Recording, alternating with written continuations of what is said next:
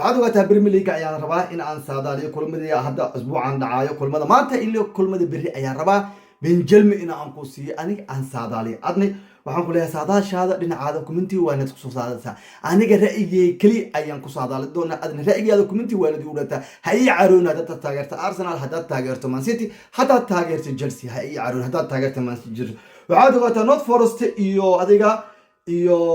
Fulham hali ever oo ay ku badan doonto Fulham Manchester United iyo Aston Villa 3-1 ay ku badan doonto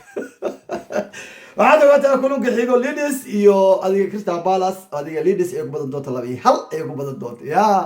saadaasha si fiican u dhageyso waxaad ogaataa kulanka xigo waa Arsenal iyo Everton waxaan leeyahay kulankaasna waxaan leeyahay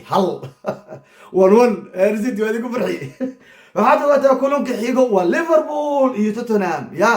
waxaan ku leeyahay kulankaas waa kulan in bancaadihin waa kulan in baan Liverpool ayaan leeyahay 3-1 Liverpool ayaa ku badan doonto waxaan ku leeyahay kulankaas inkastoo Sterling Liverpool win ayaan leeyahay aniga saadalka dhan Liverpool badiyo kari ha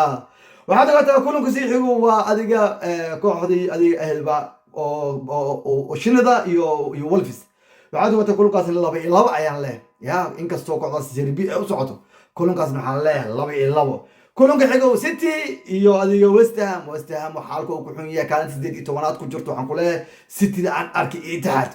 aniga gambarkaas waa gambar waa iyala aan ma diidani laakiin City inay ku badan doonto 3-1 gambar laakiin